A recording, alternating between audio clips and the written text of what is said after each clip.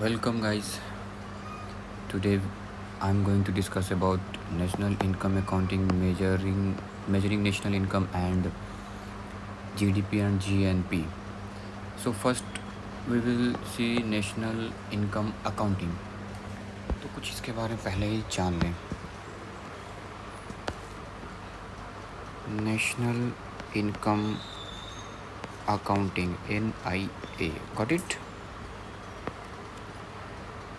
The objective of this chapter is to account. Objective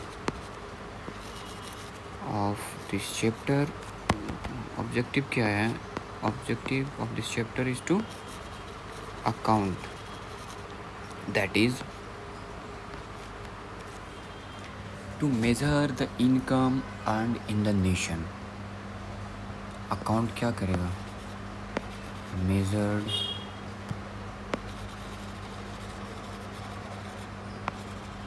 income earned in the nation, irrespective of who is earning them. First listen, got it? And then I will make you understand. The objective of this chapter is to account, that is, measure income earned in the nation, irrespective of who is earning them, or income earned by the nationals of a country, irrespective of where they are.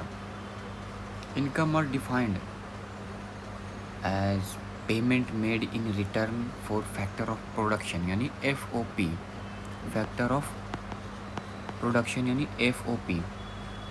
FOP में हमने बताया था क्या, इसमें entrepreneur, capital,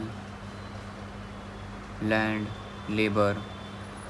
अब जो payment होगा FOP में, तो इंटरप्रेनर को क्या होगा? प्रॉफिट होगा. कैपिटल इंटरेस्ट मिलेगा, लैंड को रेंट मिलेगा, लेबर को वेजेस मिलेगा, एंड दैट मेड पेमेंट. हो गया, that is income. To account for these FOP, to account for these we use several models of the economy. Several model of economy. First model क्या होगा? CFIM. What? CFIM, circular flow of income model. First, CFIM means circular flow of income model. And second, MSM, multi sectoral model, इसको dynamic equilibrium model भी कहते हैं. Second, MSMR, dynamic equilibrium model. Got it guys? अगर मैं लिखवाना शुरू करूँगा तो काफ़ी ज़्यादा लिखवाना पड़ेगा, so try to listen and खुद समझो और खुद लिखो. और ऐसे भी मैं बस प्रॉपर तरीके से इंग्लिश में बोल रहा हूँ, तो समझ भी लो और लिख भी लो. That's it. सो फिर से चलते हैं कि NIA क्या है. Guys, first listen, then I will repeat in statement, then you guys can write. Okay, तो फर्स्ट लिसन, NIA क्या है? NIA का ऑब्जेक्टिव है हम अकाउंट करना. अब अकाउंट क्या करना है? अकाउंट मीन्स दैट क्या? अकाउंट इनकम जो अर्न किया गया है. इनकम अर्न किया गया है किसके द्वारा? नेशंस के द्वारा. तो NIA का ऑब्जेक्टिव है अकाउंट करना. अकाउंट किसका? इनकम का. इनकम जो कि अर्न किया गया, मतलब कमाया गया है. और इनकम अर्न बाय हुम, किसके द्वारा? नेशंस के द्वारा. Irrespective of who is earning them. ये नहीं कि कौन कमा रहा है नेशन में. हो सकता है वो इंडियन हो सकता है वो फॉरेनर हो. ठीक है. और income earn by national of a country. दोनों स्टेटमेंट में थोड़ा सा गौर कीजिएगा. Focus. Income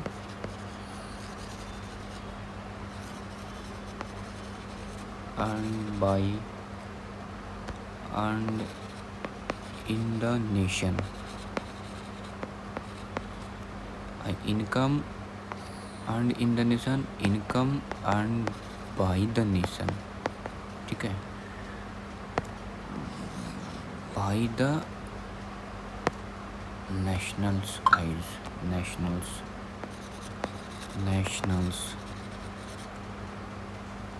okay, income earned in the nation, जो बाउंड्री यानी देश के बाउंड्री के अंदर में जो भी इनकम अर्न हो रहा है, चाहे वो इंडियन हो या फॉरेनर हो, लेकिन वो अर्न कर रहा है, ठीक है ना, irrespective of who is earning them, कौन कमा रहा है इससे फ़र्क नहीं पड़ता है, irrespective of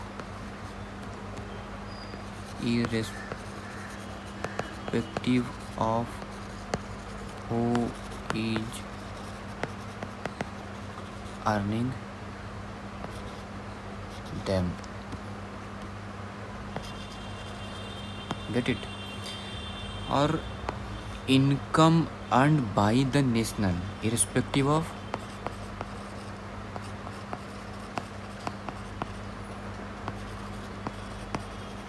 where they are.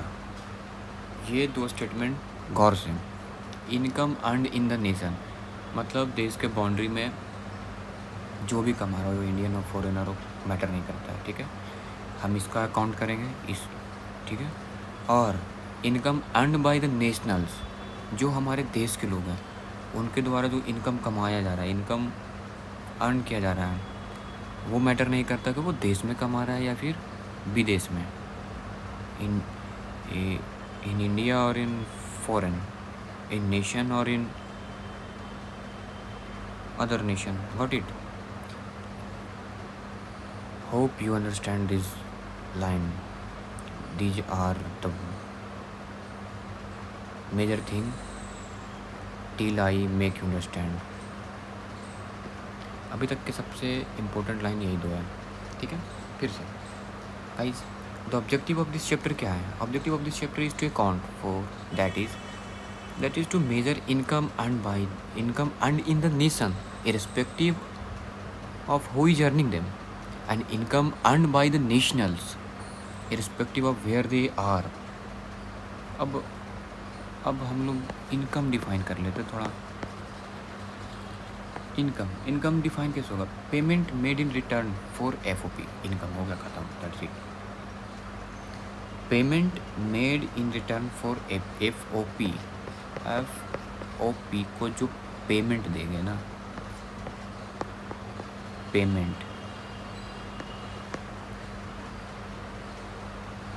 Made in return of FOP, in return of FOP, payment जो हम देंगे FOP के बदले उसको हम इनकम कहेंगे. Got it guys? Listen, payment जो हम देंगे FOP के बदले उसको क्या कहेंगे, income. And to account this income, what income, these income of, to account these income,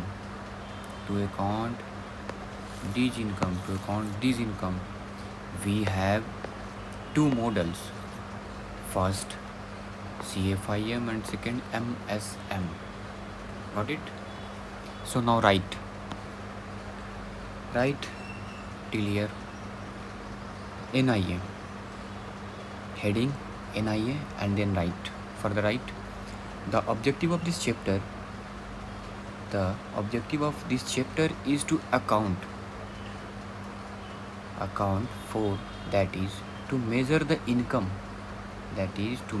incomes earned in the nation irrespective who is earning them, that is to measure the income earned in the nation irrespective of who is earning them, or income earned by the nationals of a country, irrespective of where they are. Now give सब सब heading sub heading नहीं है, बस note में करके ऐसा, या फिर नेक्स्ट पैराग्राफ में करके लिखो, income are defined as payments, income are defined as payments made in return for FOP, made in return for FOP.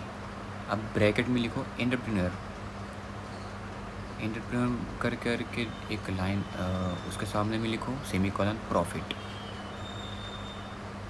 Comma दो, कैपिटल सेमीकोलन दे करके interest, comma land semicolon rent, comma labour semicolon wages, bracket close.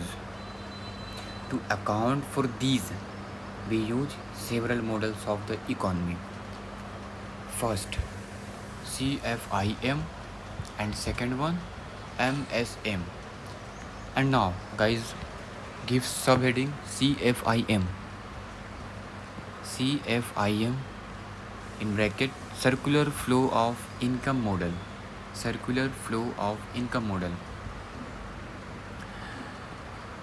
तो guys, circular flow of income model. First, I have to draw a circular model. This should use black, white. Firm or households. Got it? Firms or household.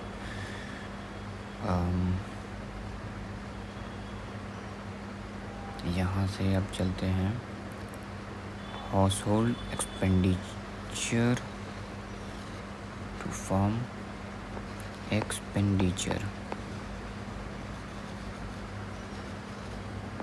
Got it. इसके बदले में firm क्या देगा, good देगा।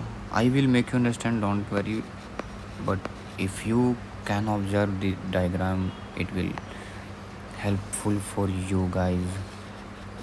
So, income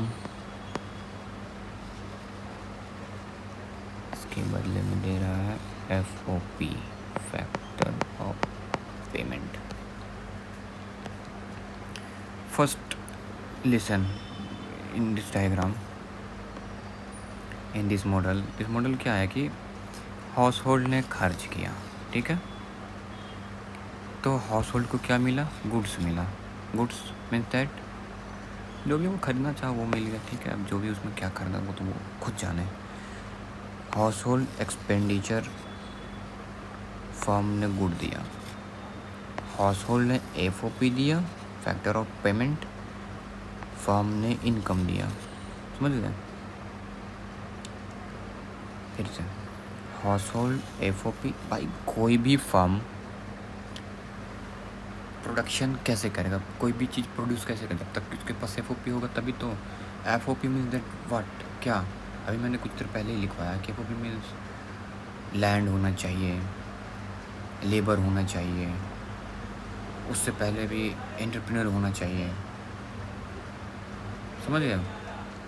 तो factor of payment, तो firm को क्या ज़रूरत है कि फैक्टर ऑफ पेमेंट की। फैक्टर ऑफ पेमेंट कौन, हाउस होल्ड प्रोवाइड करेगा। भी इंडिविजुअल बेसिस पे बात कर रहे हैं, ठीक है, मतलब माइक्रो बेसिस पे बात कर, not macro, this is micro.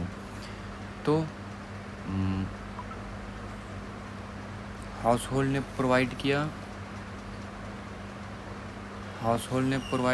FOP, house hold ने प्रोवाइड किया FOP, इसके बदले ने फर्म ने दिया इनकम। और जब इनकम हाउस होल्ड को मिलेगा तो इनकम वो खर्च भी तो होगा, तो कहाँ खर्च होगा, तो फर्म में ही खर्च होगा ना। अब भाई दुनिया में बस दो ही चीज़ बच रहा है कि हाउस होल्ड और एक फर्म। ये मेरा घर हो जाएगा और ये तुम्हारा घर। हम तुम्हारे यहाँ मजदूरी करेंगे या हम तुम्हें ज़मीन देंगे या हम ही, ठीक है ना, मतलब ठीक है, जो भी दो ही चीज़ लेके चलते हैं, अभी ज़्यादा भी एक्स्ट्रा समझाना।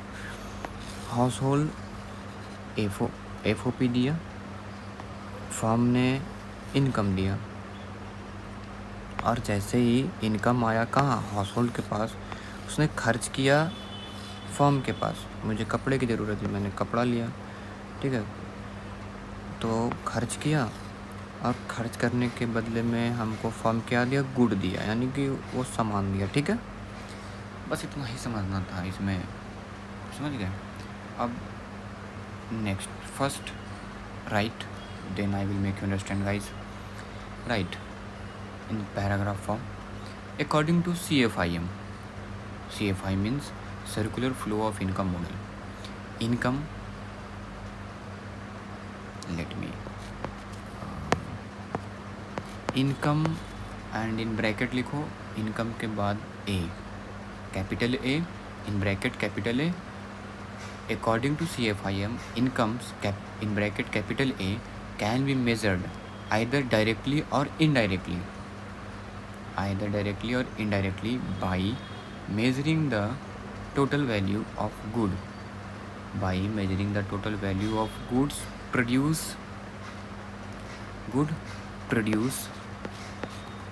in bracket capital B, good produce in bracket capital B, or the total expenditure incurred by the household, total expenditure incurred by the households, ठीक है। then A is equal to B, B is equal to C, something like this. A is equal to B and B is equal to C. Guys, understand what it means? It means A B के बराबर, B C के बराबर। जैसे कि मैंने अभी कहा कि फर्म इनकम देगी जितना, ठीक है, फर्म जितना इनकम देगी उतना ही तो ये हाउस होल्ड खर्च करेगा ना। जितना इनकम देगी उतना ही हाउस होल्ड खर्च करेगा, यानी कि इनकम बराबर एक्सपेंडिचर, ठीक है। अब जितना ये एक्सपेंडिचर दिया, ठीक है, जितना ये एक्सपेंडिचर दिया, यहाँ तक समझ में आया। इनकम जितना देगी उतना ही एक्सपेंडिचर करेंगे,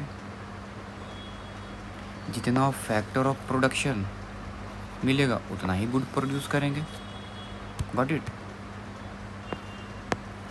जितना ही फैक्टर ऑफ प्रोडक्शन मिलेगा उतना ही गुड प्रोड्यूस करेंगे, यानी कि जितना फैक्टर ऑफ प्रोडक्शन मिलेगा उतना ही गुड्स प्रोड्यूस करेंगे, गुड्स। Got it? अब यहाँ पे बात आती है कि गुड्स हम उतना ही खरीदेंगे जितना मेरे पास पैसे होंगे, समझ गए।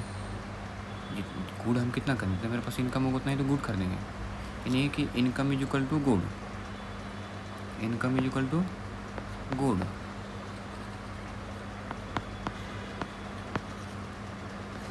अब यहाँ से साफ साफ दिख सकता है, अगर इनकम एक्सपेंडिचर के बराबर है तो इनकम गुड के बराबर है, तो इनकम ये दोनों के बराबर है, यानी एक्सपेंडिचर भी गुड के बराबर। बेसिक मैथमेटिक्स है गाइस। इनकम एक्सपेंडिचर के बराबर है तो एक्सपेंडिचर भी गुड के बराबर होगा, और गुड अगर एफओपी के बराबर है तो सब आपस में बराबर होगा, सब आपस में बराबर हो गया, समझ गए। पर ये फैक्टर ऑफ प्रोडक्शन, पर ये जो फैक्टर ऑफ प्रोडक्शन यहाँ पर नहीं होगा, रीजन आगे बताऊँगा। रीजन चलो देख लेते हैं। Assuming household do not save incomes,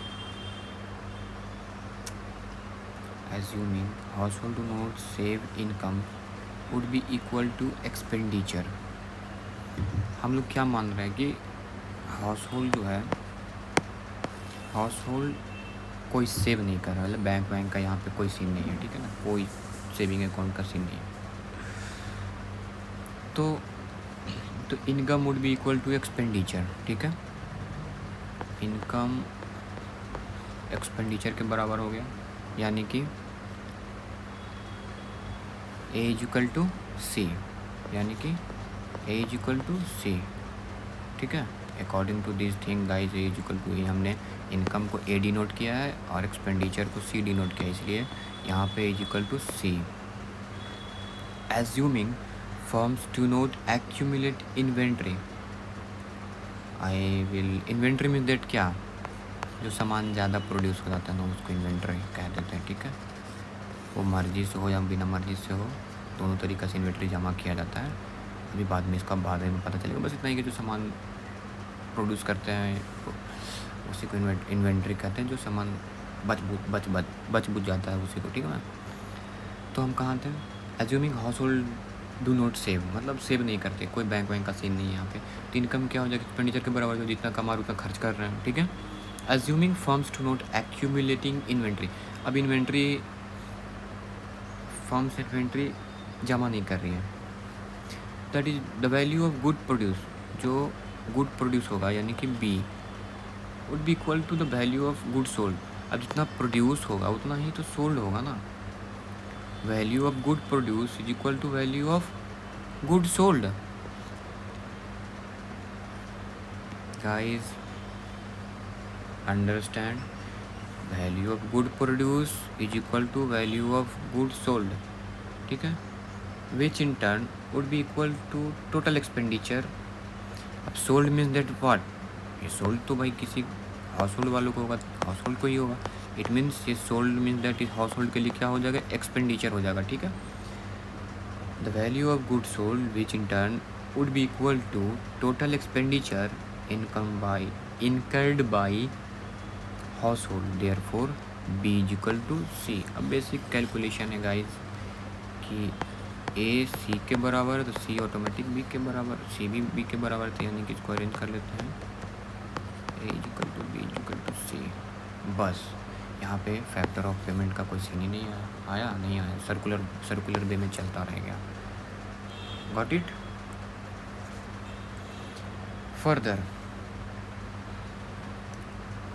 Further, expenditure received by the firms in return for the goods sold by the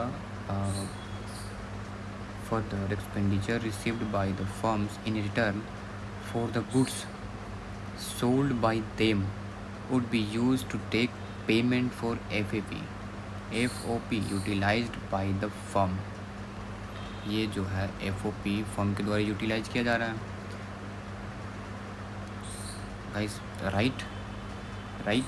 further expenditure, I think you have written ना, पीछे का जितना भी बता चुका हूँ वो लिखे हो ना, नहीं तो I am just going to repeat guys.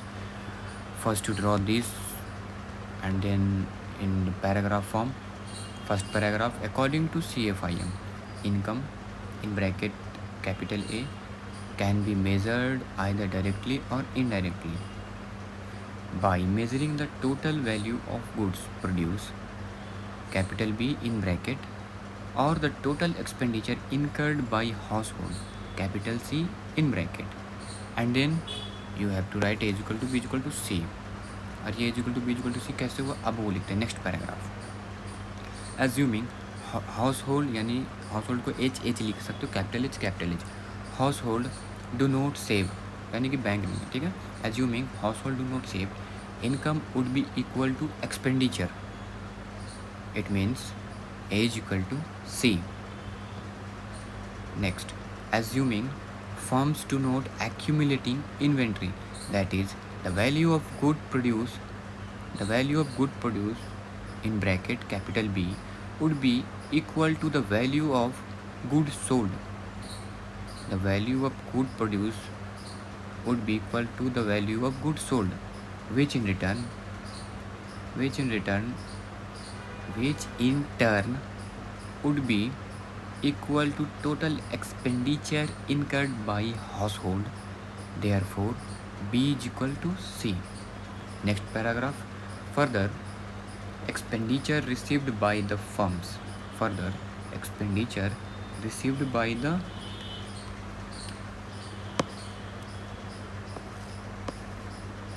further expenditure expenditure received by the firms in return for the goods sold by them would be used to make payment would be used to make payment for FOP। मतलब क्या है? FOP का payment income, in bracket income लिखो, utilised by the firms. अब जो income जो जाएगा household में, utilised by firms, got it. To make payment for FOP utilized by the firm, okay, to make payment for FOP utilized by the firm, FOP utilized by the firm, got it? Then next paragraph, first right, I will make you understand.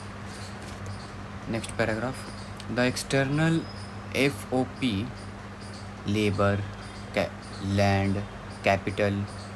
The external FOP means labour, land, capital. Internal कौन हो जाएगा? हमारा entrepreneur. Internal FOP है, जो business बैठा रहा है वो तो एंटरप्रेन्योर होगा ना वो।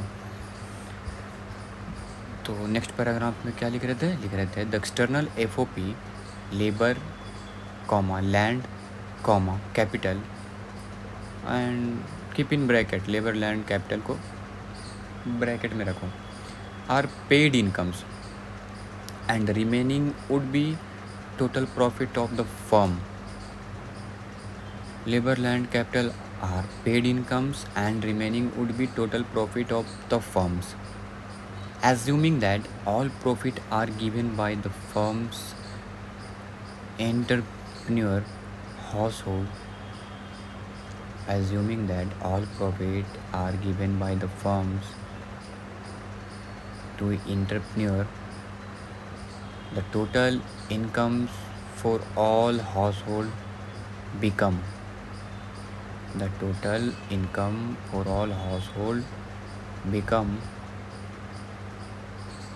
R plus P plus interest. R means rent, P means profit, W means wage, interest means to interest. Got it? Land के बदले रेंट मिलेगा, लेबर को वेज मिलेगा, एंटरप्रेन्योर को प्रॉफिट मिलेगा, इंटरेस्ट किसको मिलेगा? I think you got it.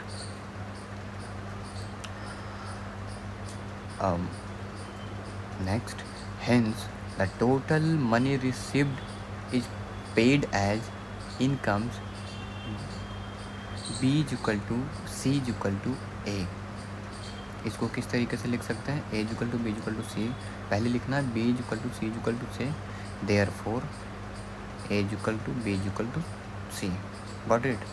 Here A equal to, देखो कुछ इस तरीके से लिखना, ये लिख चुका है ना, ऐसे करके A equal to B equal to C लिखना, एंड देन A, और इसके नीचे लिखो, इसके नीचे में लिखो total value of income earning in the economy. ठीक है, देन लिखो B, और फिर इसके नीचे इतना बड़ा सा ये करो, B थोड़ा सा B, नीचे में लिखो B का total value of goods produced by firms in the economy. Total value of goods produced by the firm in the economy. Then again equal to C के भी नीचे वैसे करके लिखो total values of expenditure incurred by household in the economy.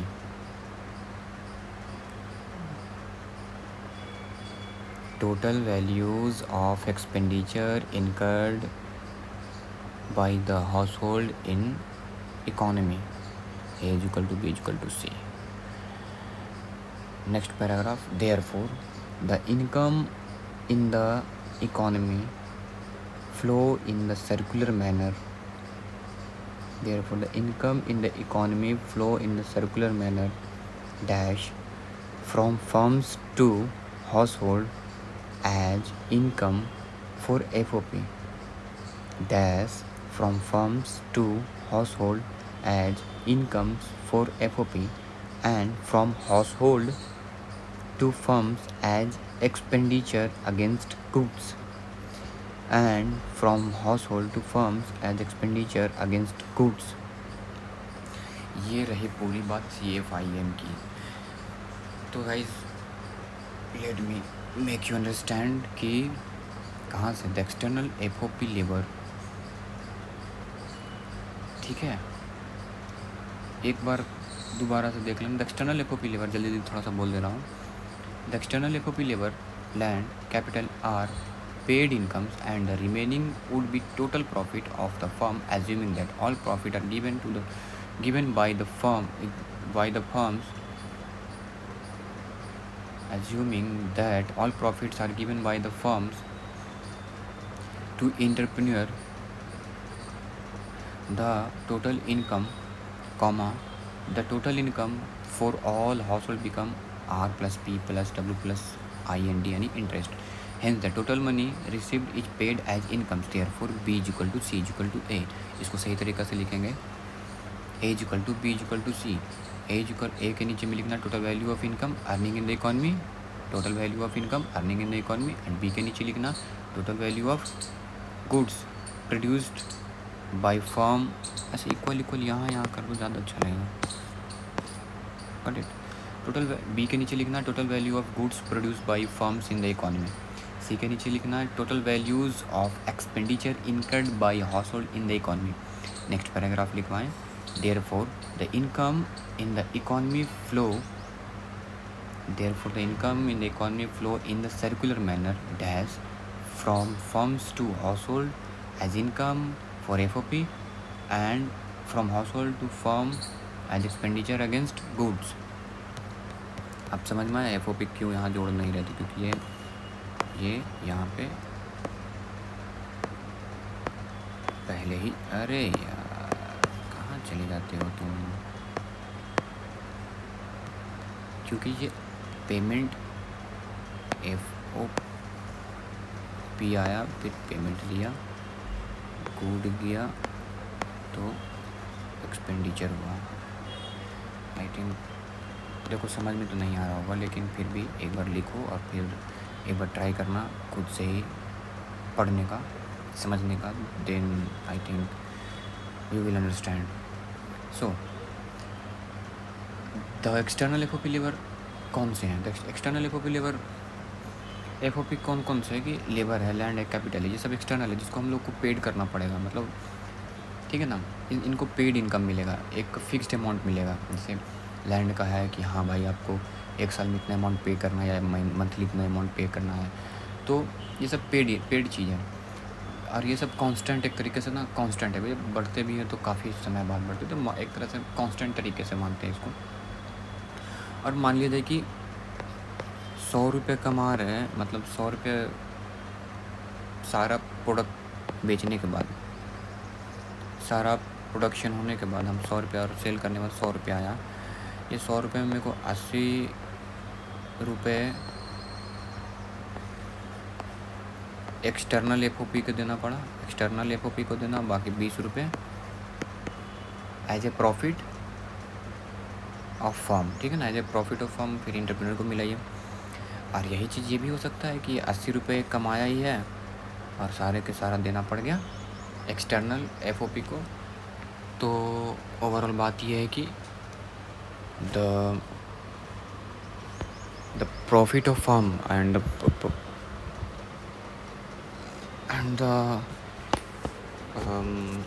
entrepreneur are very risky, but it maybe उस समय firm profit ना कर पाए तो लॉस हो जाएगा, पर पेमेंट तो हमको देना पड़ेगा लैंड, लेबर और कैपिटल को. पर हाँ, पर उन लोगों का पेमेंट फ़िक्स होता है. अगर वो 80 रुपये ही कमा रहे हैं तीनों मिल करके तो वो 80 रुपये ही है, लेकिन फर्म्स को जो प्रॉफिट होगा वो वो आज 20 रुपया है तो कल हो सकता है उसको 100 रुपये अकेले ही प्रॉफिट हो जाए। Got it. तो आगे, assuming that all profit are given by the firms to entrepreneur। अब जितना भी प्रॉफिट जो कमाया फर्म, वो किसको दिया? एंटरप्रेन्योर को दिया। तो the total income for all household become, total income क्या बन जाएगा? R for rent, P for profit, profit for the किसके लिए? Firm. Total income for household, R plus P plus W plus I N T. R rent मिलेगा, rent मिलेगा land के बदले, profit firm को, W wages for the labour and interest for the entrepreneur. Got it. This is the total overview of CFIM से circular flow of income model. बस छोटा सा चीज़ है,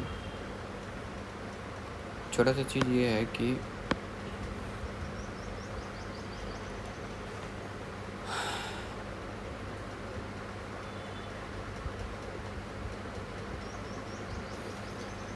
गुड हाउस होल्ड के पास आया, एक्सपेंडिचर फर्म ने किया, ठीक है। Factor of payment house hold से गया फर्म में, इसके बदले में इनकम आया। अब ये इनकम आया तो एक्सपेंडिचर करेगा, एक्सपेंडिचर किया तो प्रोडक्शन यानी कि गुड मिलेगा। कुछ इस तरीके से सर्कुलर वे में चला, ठीक है। और बस इतना सारा चीज़ में बस इतना ही छोटा बात लिखा है, कंक्लूज़न यही है। अब मल्टी सेक्टोरल मॉडल में क्या है? दूसरा मल्टी सेक्टोरल मॉडल में क्या है कि हम लोगों ने पहले CFIM में क्या किया, ये जो मॉडल है ये CFIM है, यानी कि circular flow of income model. इसमें क्या किया कि इसमें कोई सेविंग नहीं था, ठीक है। लेकिन अब हम यहाँ इंट्रोड्यूस करेंगे savings. Let me clear this, I think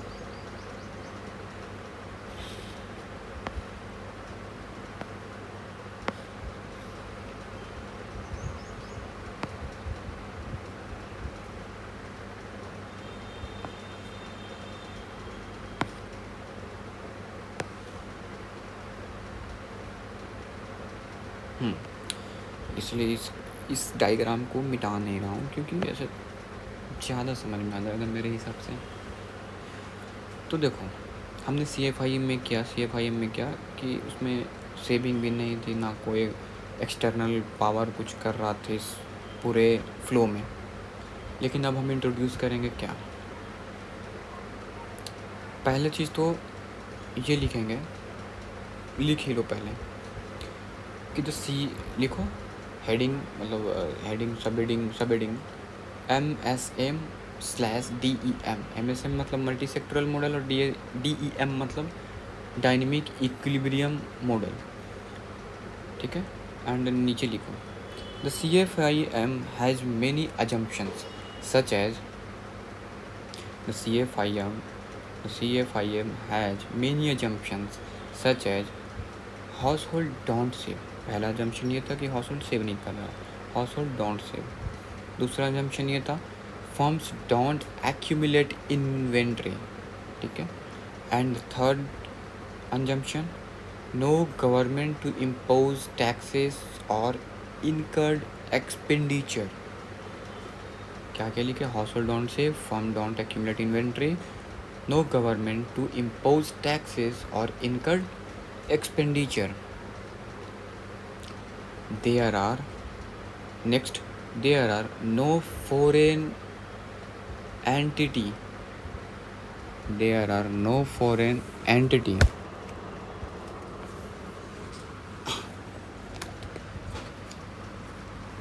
There are no foreign entities from goods can be purchased or sold to. Next, all of expenditure of firms is on FOP and not on capital. मतलब investment पे नहीं जा रहा था. Real दुनिया क्या है कि कोई अगर कंपनी कमा रहा तो इन्वेस्ट भी करता है कहीं जगह पे, ठीक है ना. All expenditure of firms is on FOP and not on capital, bracket में इन्वेस्टमेंट एट्सेट्रा. नेक्स्ट पैराग्राफ में लिखो, these assumptions are hardly true in a real economy. The MSM drops these assumptions. The MSM drops these assumptions and still arrives at almost the same conclusion as CFIM. देखो क्या हुआ. Almost, I will make you understand. First right. At almost the same conclusion as CFIM. Full stop. A, B and C, instead of being in a static equilibrium,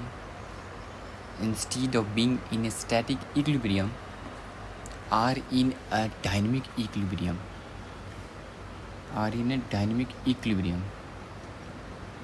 Dash. They are always changing, comma, and may not be equal to each other. They are always changing and may not be equal to each other at a point of time, but at a point of time के बाद comma, but any changes in anyone will influence the others. But any changes in anyone will influence the others to adjust towards that change. Therefore, they are expected to become equal. Eventually over a period of time. Hence, still A is equal to B is equal to C. Guys, multi sectoral model ये क्या था कि हम लोगों ने क्या किया था CFIM में कि कुछ भी इंट्रोड्यूस नहीं किया था एक्स्ट्रा चीज़. लाइक हाउस होल्ड सेव नहीं कर रही थी, फर्म क्या उसको कहते हैं इन्वेस्ट नहीं कर रहे थे, फर्म एक्यूमुलेट इन्वेंट्री नहीं कर रहा था, गवर्नमेंट टैक्स नहीं लगा रही थी. ये सब चीज़ें जो कि हार्डली कोई इकॉनमी में ये चीज़ सच हो. आज की दुनिया में देखो एग्जांपल, आज की दुनिया में टैक्स नहीं लगा रही है गवर्नमेंट, या फिर हाउस होल्ड सेव नहीं कर रही है, या फिर फॉरेन गुड्स हम लोग परचेस नहीं कर रहे और फॉरेन गुड्स को बेच ही नहीं रहे.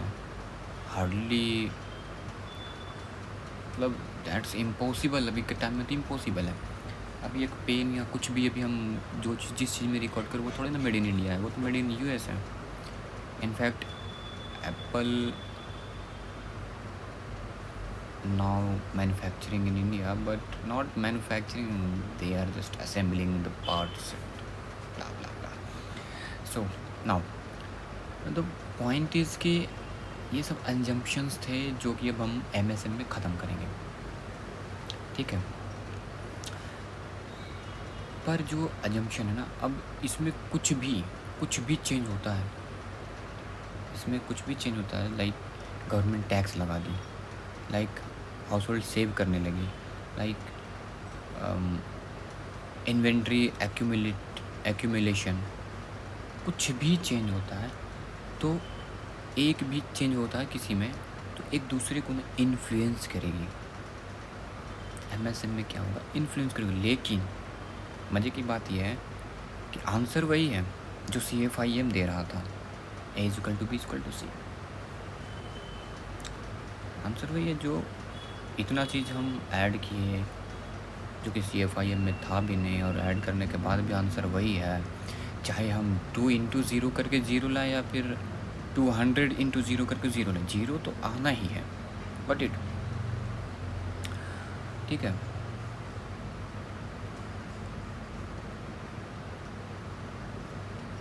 अब देखो ये ना स्टैटिक इक्विलिब्रियम में ना रह के डायनेमिक इक्विलिब्रियम को फॉलो करेगा.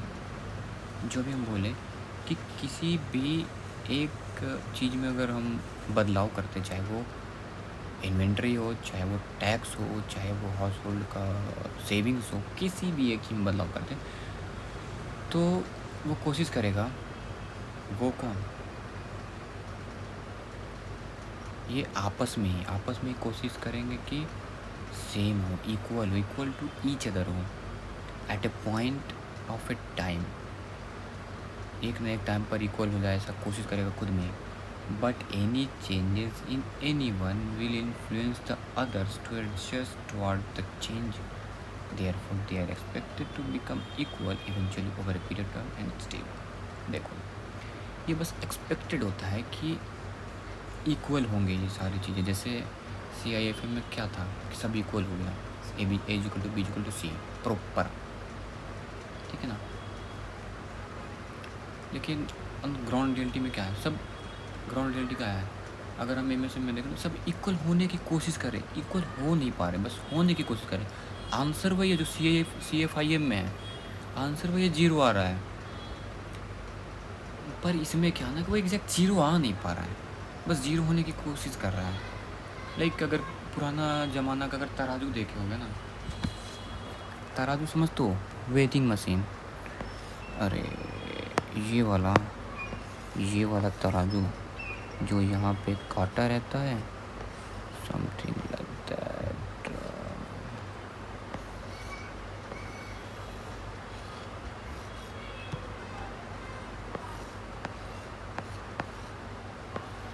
ये वाला तराजू समझ गए, ये जो काटा है ना, ये काटा ये इक्वल होने की कोशिश कर रहा है लेकिन इक्वल हो नहीं पा रहा है, समझ गए. अब देखो यहाँ पे अब कुछ टर्म इंट्रोड्यूस होगा, टर्म इंट्रोड्यूस क्यों नहीं होगा, टर्म इंट्रोड्यूस होना चाहिए. जैसे में अब गवर्नमेंट बाई टैक्स लगा रही है, तब देखो इकोनॉमी ही नहीं, हर एक सब्जेक्ट का अपना अपना लैंग्वेज होता है. What it,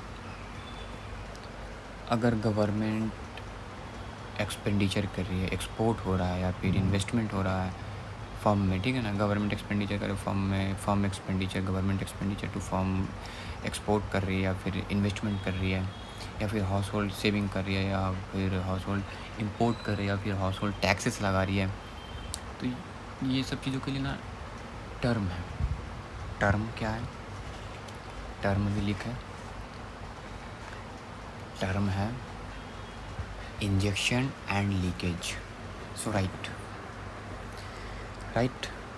the dynamism is understood through the concept of injection and leakage.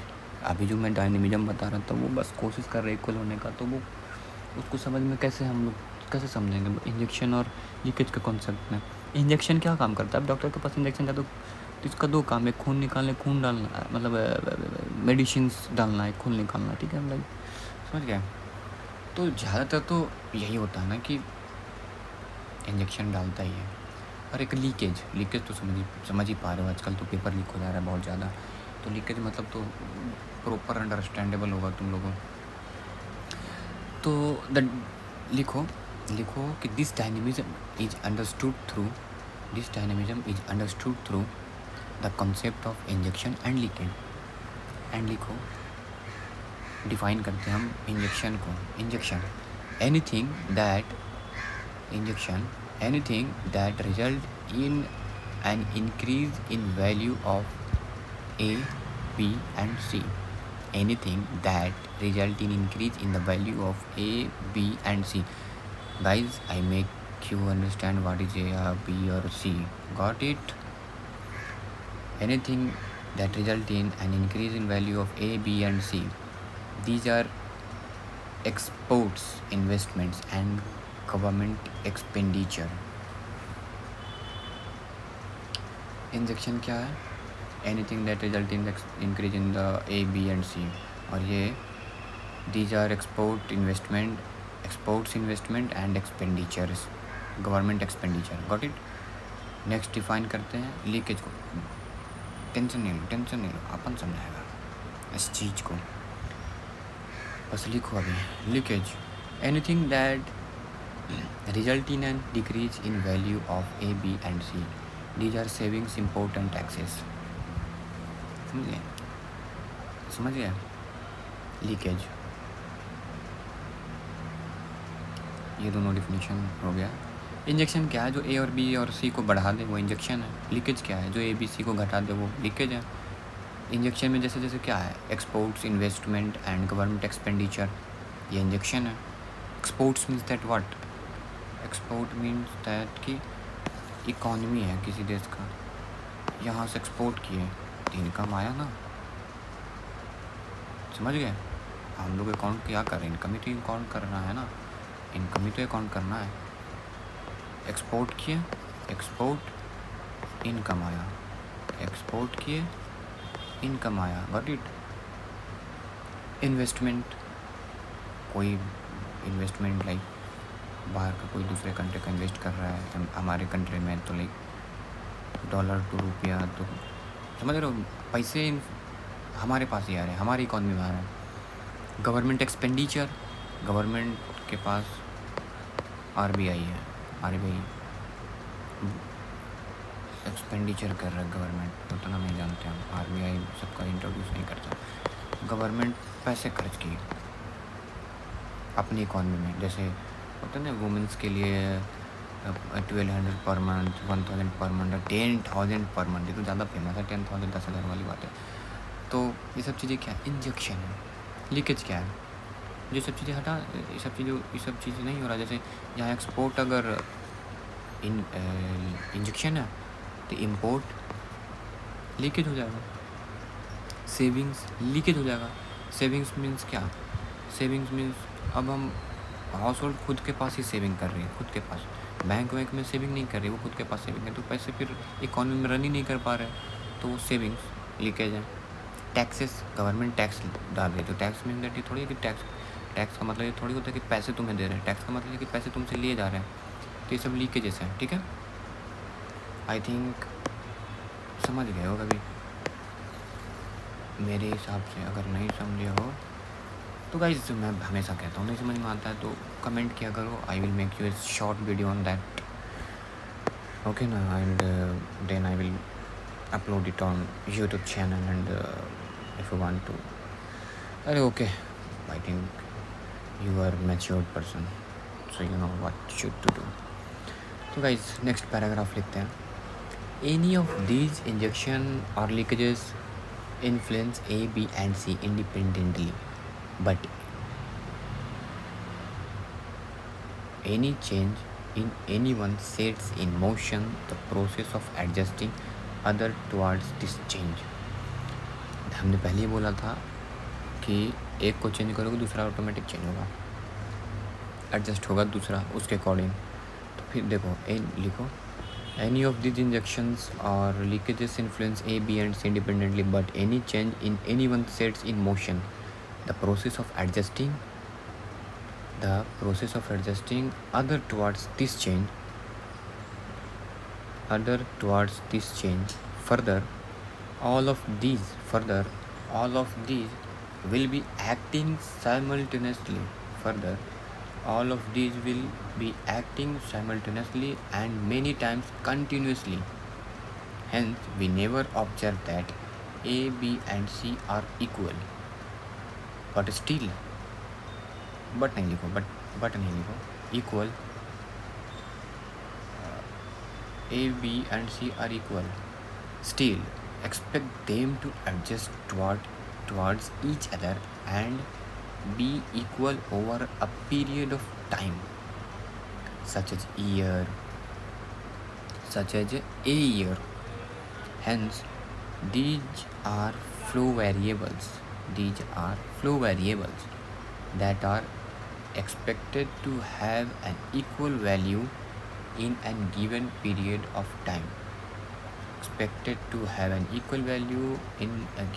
of time.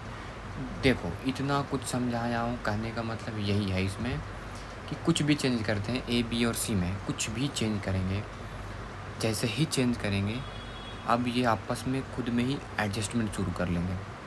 ठीक है, और ये एडजस्ट होंगे और कोशिश करेंगे कि इक्वल हो जाएं, ये बस कोशिश करेंगे पर इक्वल हो नहीं पाएंगे। पर इक्वल हो नहीं पाते ये सब चीज़ें, ठीक है ना भाई। गवर्नमेंट को भी कभी भी कुछ भी होता रहता है इकॉनमी में, तो इक्वल हो नहीं पाते ये सब चीज़ें। ये कोशिश करें कि इक्वल हो over a period of time, ठीक है ना।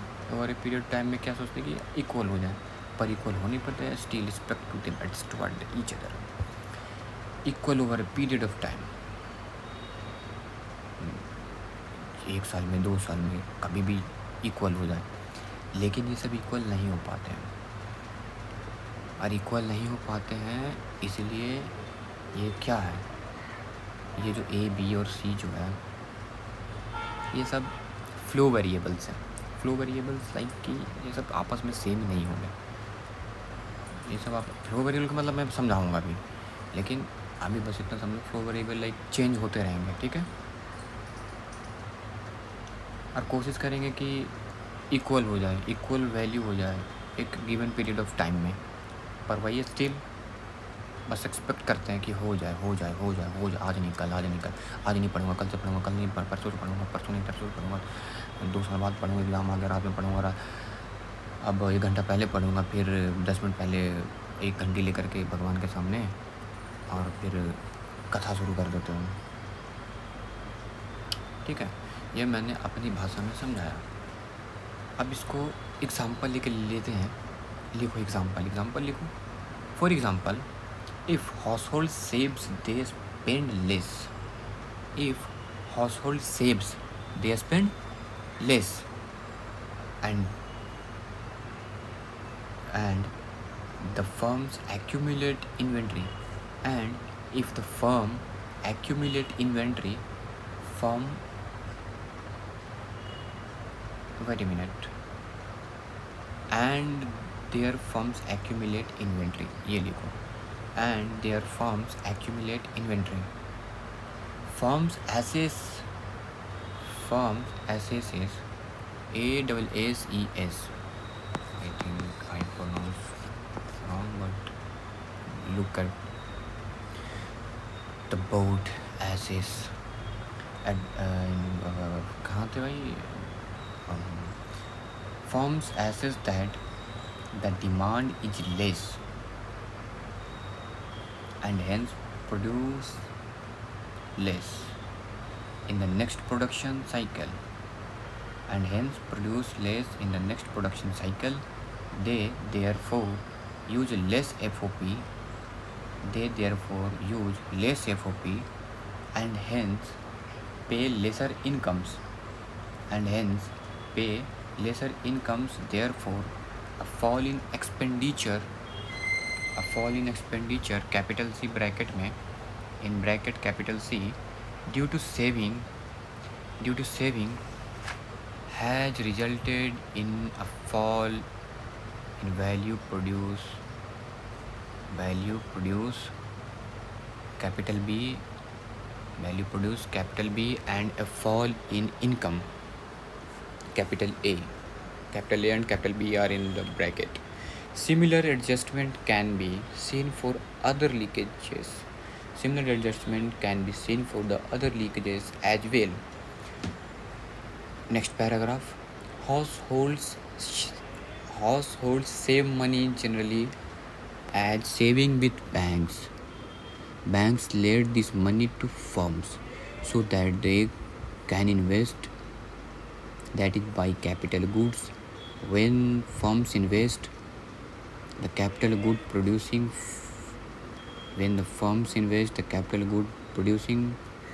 firms produce more goods, and receive an investment expenditure, and receive an expenditure resulting in an increase in total value of goods produced in the economy. यानी कि B increase more expenditure being received by the firms. B means क्या? Production. B increase more expenditure being received by the firms. C increase expenditure.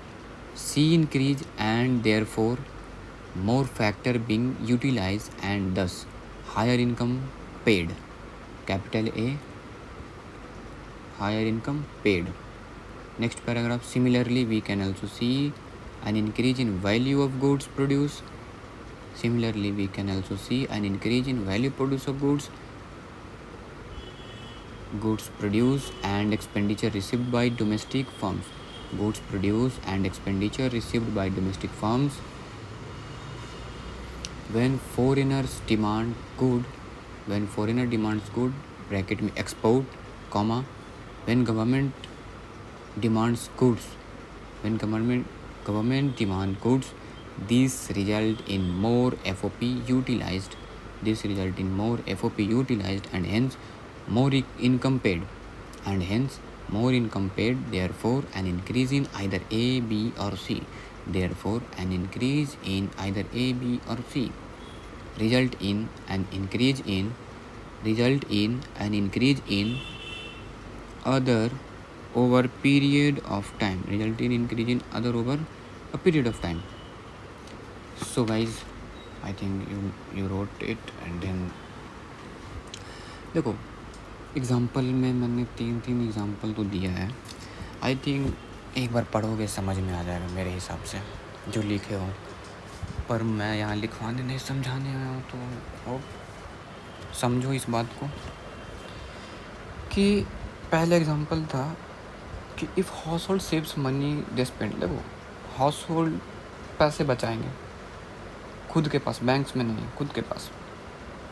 मतलब खुद के पास समझते हो ना, दादी ये सब कहाँ रखती है, वो एक छोटा सा बटुआ रहता है, वो पैसे वहाँ रखती है, बैंक के पास नहीं रखती है. तो बस वही कहना चाह रहा हूँ कि खुद के पास पैसे रख रही है. House hold saves they spend less. अब पैसे बच रहे तो ऑब्वियस सी बात है खर्च तो कम करेंगे.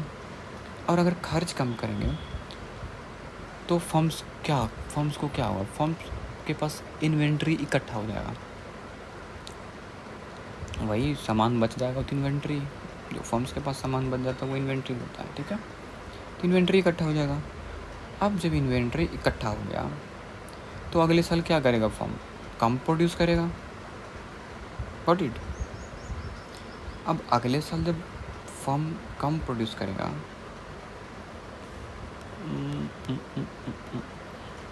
चलो यहाँ थोड़ा नीचे में देखना एक बारी, नीचे में तुम सुन रहे तो सिर्फ एक बारी यहाँ कलम लगा रहा हूँ. देखो, अरे यार क्या कर रहा हूँ.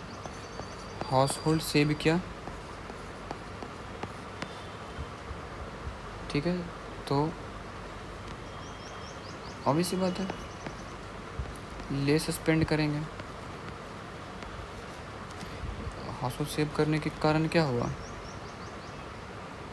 एक्यूमुलेट हो गया. क्या इस मीनिंग का देख लेना यार. Accumulate inventory, got it. अब जब एक्यूमुलेट इन्वेंट्री हो जाएगा तो अगले साल क्या करेगा फर्म क्या करेगा, अगले साल कम प्रोडक्शन होगा. प्रोडक्शन अगले साल कम जाएगा. ठीक है, अब जब प्रोडक्शन कम गया तो जो फर्म जो पेमेंट कर रहा था, मतलब अब तो इसको कम अब इसको प्रोडक्शन कम करना है तो ऑब्वियस ही बात है FOP जो है ये भी कमेगा. समझ में आया. अब हमको भाई ये बताओ कि प्रोडक्शन कम हो गया, फिर हम उतना ही सामान मंगवा रहे हैं तो वेस्ट हो जाएगा ना, इसलिए फैक्टर ऑफ प्रोडक्शन तो कमेगा. फैक्टर ऑफ प्रोडक्शन कमेगा. अब जब फैक्टर ऑफ प्रोडक्शन कम जाएगा तो अब लीड क्या होगा, अब इनकम, अब हाउस होल्ड का इनकम कम जाएगा. अब जब इनकम कम जाएगा फिर एक्सपेंडिचर,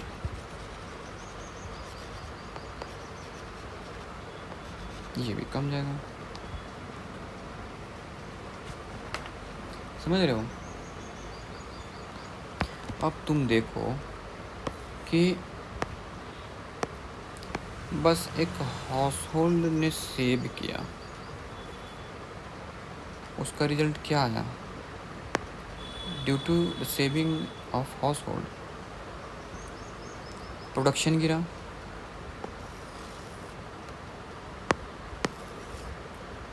इनकम गिर गया।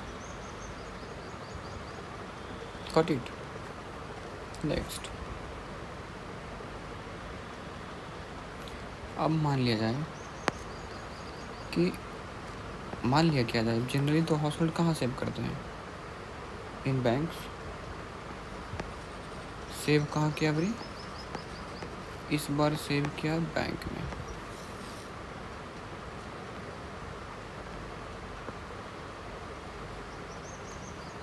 इस बार सेव किया बैंक में।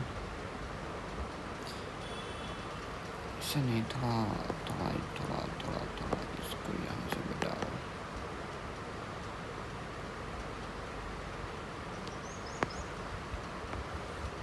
सेव किया बैंक में। Got it? बैंक में। अब यहाँ पे खेल ये होगा कि जब बैंक में जो सेव होगा ना, वो बैंक अब क्या करेगा? बैंक अपने पास पैसे थोड़ी रखती है मगर बस एक लिमिट अमाउंट। बाकी वो किसी न किसी को, देखो बैंक में कोई कर्ज लेने वाला भी होता है और कोई कर्ज देने वाला भी होता है, मतलब समझ रहे हो? एक सेव करने वाला तो एक वहाँ से लोन लेने वाला होता है, समझ रहे हो? तो बैंक ने लेंड किया, बैंक लेंड किया, किसको लेंड किया? Lend to firms. अब फर्म के पास लेंड किया तो ये इन्वेस्ट करेगा। इन्वेस्ट मतलब क्या करेगा कि इन्वेस्टमेंट दैट की परचेज कैपिटल गुड्स, ठीक है?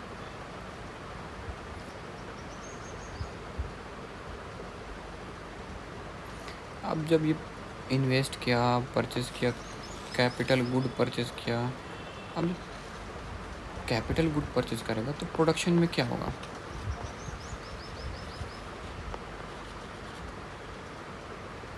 प्रोडक्शन बढ़ जाएगा।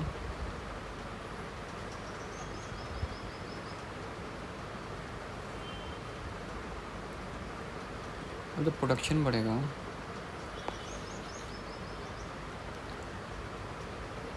तो एफओपी का डिमांड भी बढ़ेगा।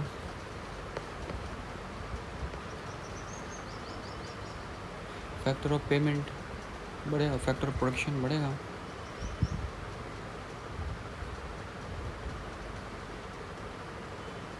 अब जब फैक्टर ऑफ प्रोडक्शन बढ़ेगा तो इंसान जो इंडिविजुअल होगा या फिर हाउस होल्ड होगा उसका इनकम बढ़ेगा। इनकम बढ़ेगा तो एक्सपेंडिचर ज़्यादा करेगा। समझ गए? देख रहे हो दोनों का कनेक्शन?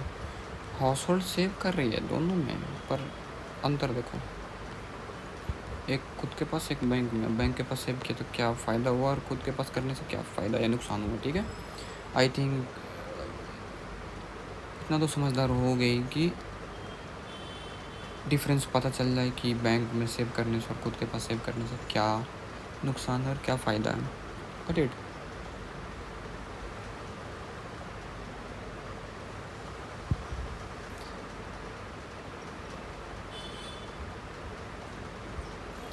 अब देखो, थोड़ा सा यहाँ से कर लीजिए।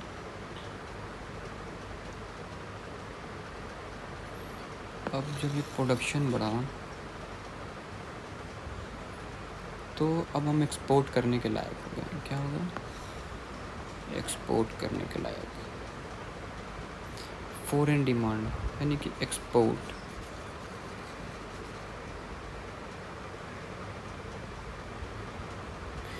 अब जब एक्सपोर्ट, अब अपने देश को तो चला ही रहे थे, अब एक्सपोर्ट भी करना पड़ा। अब एक्सपोर्ट भी करना पड़ रहा है, इट मीन्स क्या कि अब हमें और फैक्टर चाहिए, ठीक है? अब जब और एफओपी चाहिए तो it will lead same thing, income increase और एक्सपेंडिचर इंक्रीज।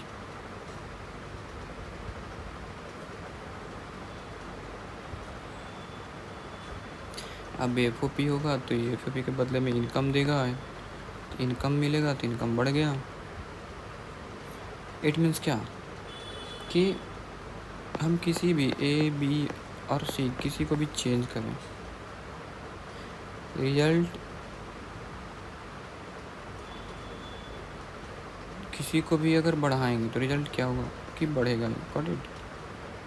कमाएंगे तो कमेगा ही। If B increase A B and C, any individual, any one of these, it will lead to increase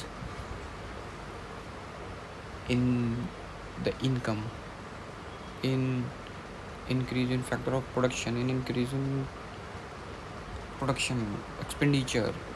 I think you got it, huh? Now next thing is कि एक बार थोड़ा सा ये कर लूँ जो नोट यहाँ पे ये डायग्राम का मुझे काम है अभी। सो गाइस, तो मामला ये है कि मैंने अभी कुछ मिनट पहले ही बताया कि इंजेक्शन और लीकेज क्या है, ठीक है? तो ये ड्रॉ एक बार कर चुके CFIM में, अब दोबारा से ड्रॉ करें, समझ गए? और कुछ एडिशनल चीज़ों के साथ मेरे पास तो फीचर्स है गाइस, तो मैं उसी का यूज करूँगा और बाकी अपना देख लेना। क्या अच्छा चीज़ है ना, बढ़िया यार ये चीज़। अरे बस स्ट्रेट जाता है, कितना गलत है।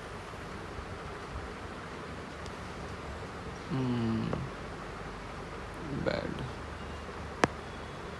फीचर्स बस आगे दूरी के लिए क्या चल रहा है।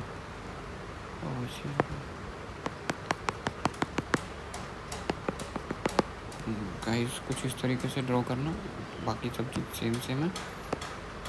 ठीक है, सबको मिटा दो, एकदम फ्रेश पेज। ठीक है, एक बार थोड़ा जूम आउट करना पड़ेगा हमें।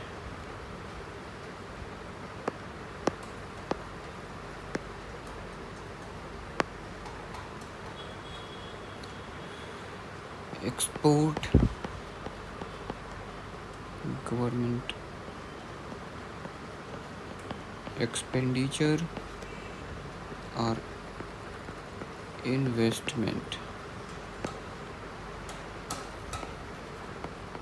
Savings, imports, taxes. Export to for scale की तो कोई ज़रूरत ही नहीं है।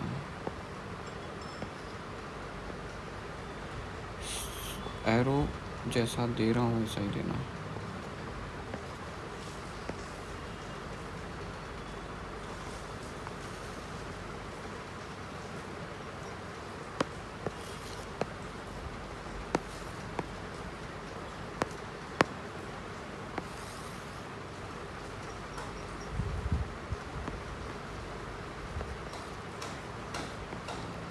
Got it?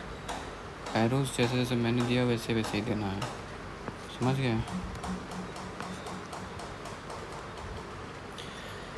हाँ, क्योंकि आगे में इसका काम आएगा। आई थिंक इस चीज़ से आप समझ गए होंगे कि क्या क्या मैंने बताया। Export, government expenditure, investment, injection, क्योंकि इंजेक्शन, सेविंग्स, इंपोर्ट्स और टैक्सेस। ऑब्वियस ही बात है, लीकेज। ड्रॉ दिस, इसको ड्रॉ करने के बाद अब लिखना है नेक्स्ट पैराग्राफ में, an economy grows when the net magnitude of injection an economy grows when net magnitude of injection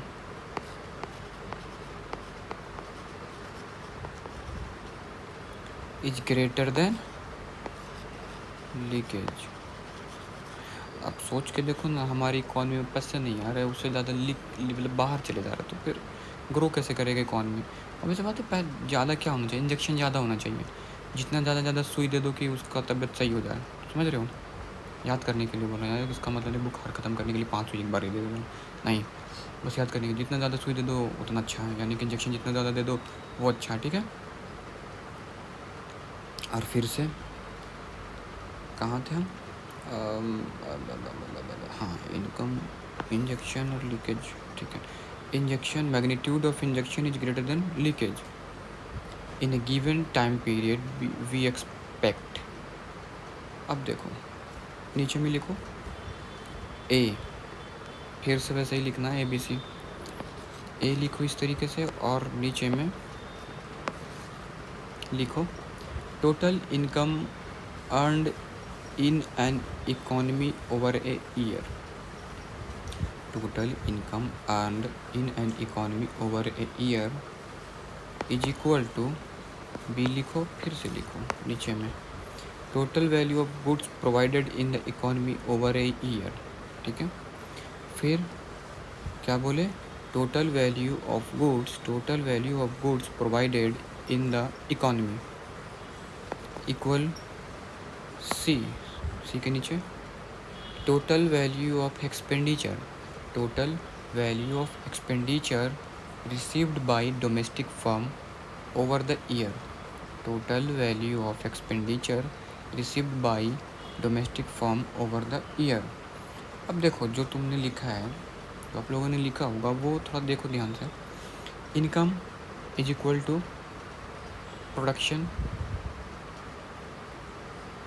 is equal to expenditure, जो मैंने CFIM में ही बता रखा है ना, कुछ इस तरीके से ही चीज़, अलग अलग भाषा तो अलग है क्योंकि ये मैक्रो बेसिस पे चल रहा है ना, इस वजह से। Total income earn in an economy, जितना हम पैसा कमाएं, ठीक है।